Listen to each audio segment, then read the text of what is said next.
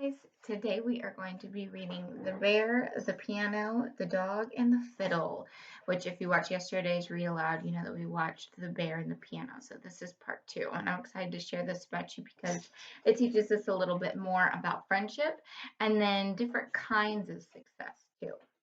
Okay, The Bear, the Piano, the Dog, and the Fiddle by David Litchfield. This was donated by Amanda Becerra and her family. Hector and Hugo were best friends.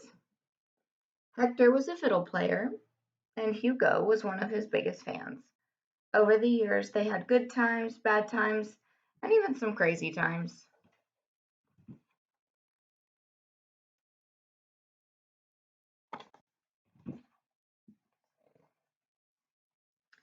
But now, times weren't so great. "What are we going to do, Hugo?" Hector said as they walked home. "My act is yesterday's news. Who'd want to listen to an old fiddler like me when they can watch a world-famous piano-playing bear?" Hugo woofed to say that he would, but Hector just sighed. "I'm too old for this game, boy," he said. "I guess I'll never get to play in a big concert hall like I dreamed of." And with that, Hector packed away his fiddle forever.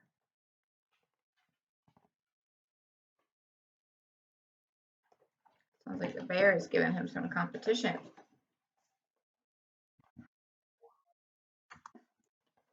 Now that Hector didn't go out to play music, he spent most of his time watching TV, listening to audiobooks, sleeping, and sleeping some more.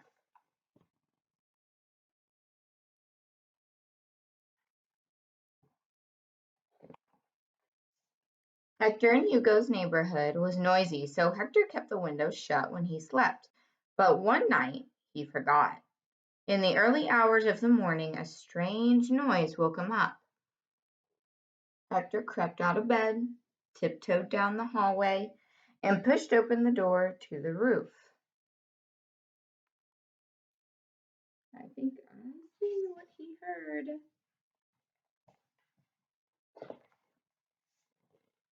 Hugo was playing Hector's fiddle, and the music Hugo was making was toe-tappingly, finger-clickingly, whistle-blowingly awesome. Hector's tummy hurt a little bit when he saw everyone in the neighborhood nodding along, but then he saw something else: how much his friend loved to play.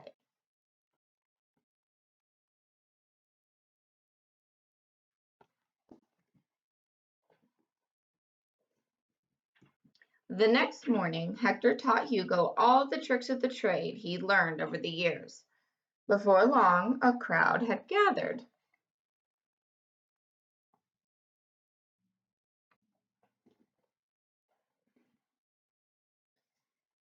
News of the incredible fiddle-playing dog spread, and one day a very famous bear came to watch. Bear told Hugo that he was starting a band of musical animals. He invited him to come on tour and play his fiddle for hundreds of thousands of people. As Hugo looked up at Hector, his tail wagging, Hector's tummy started to hurt again. He was jealous. "I guess you should go," he said, trying to smile. "It's the opportunity of a lifetime." He is a little jealous. And Hector seems a little nervous. Hugo's tail wagged even more as he packed to go away with Bear's big band, making sure the fiddle was safely stowed. But Hector began to have second thoughts. "Don't go and join that silly group, Hugo," he said. "We don't need them." Hugo put his head on Hector's knee, but Hector pushed him away. "Fine," said Hector. "I'm sure you'll be back with your tail between your legs. You're not even that good." Hugo picked up his suitcase and left. Suddenly, Hector felt awful. "Wait, Hugo," he cried. "I'm sorry."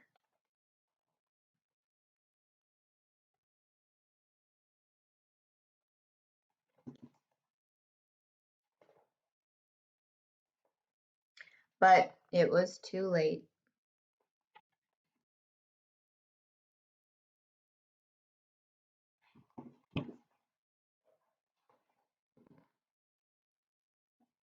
With Bear's big band, Hugo toured the world, playing spectacular shows to sold-out crowds of adoring fans.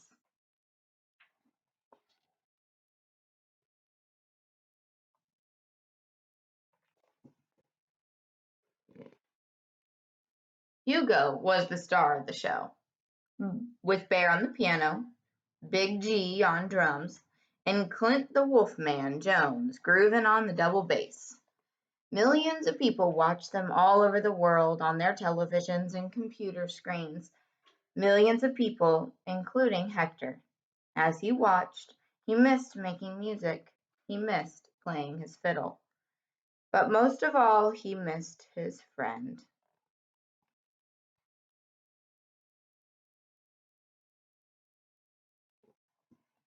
I think he's probably still feeling really bad after what he said to Hugo.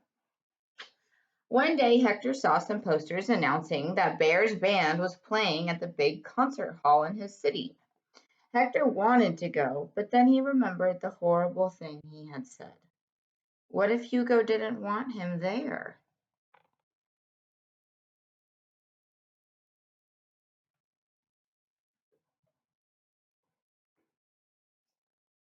Hector bought a ticket anyways and found a spot up front right by the stage. He noticed that Hugo had a new fiddle and wondered what had happened to his old one. And then the band started playing. Hector couldn't believe how mind-blowingly, toe-tappingly, finger-clickingly awesome the music was. Hugo, he shouted, it's me, Hector. You're brilliant and I'm so proud of you.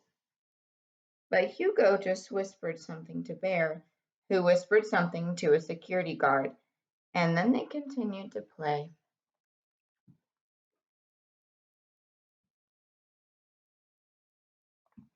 I think Hugo might still be a little upset with him. A few minutes later, Hector felt two big paws grab him. What's going on? He asked nervously. The security guards picked up Hector and took him into a dark corridor. It's okay, Hector said. I was going to leave anyways. Just let me go. But the guards just kept walking with Hector squished between them until suddenly they stopped. And Hector realized where he was. Wonder where he is. Ladies and gentlemen, boomed a voice. I am pleased to announce that tonight Bear's Big Band will be joined by a very special guest. Please give a warm welcome to Hector. I'm told that our star, Hugo, wouldn't be here without him. As the crowd cheered, Hugo passed Hector his old fiddle. He'd kept it safe all this time. He woofed and wagged his tail, and as Hector took his fiddle, he realized that though he and Hugo might have had some good times, some bad times, and even some times apart, they would still always be friends.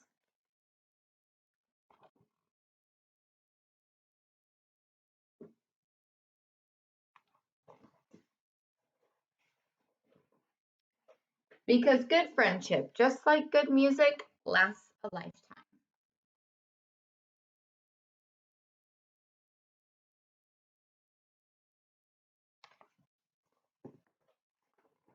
You can see in the last page, they're playing together in the street.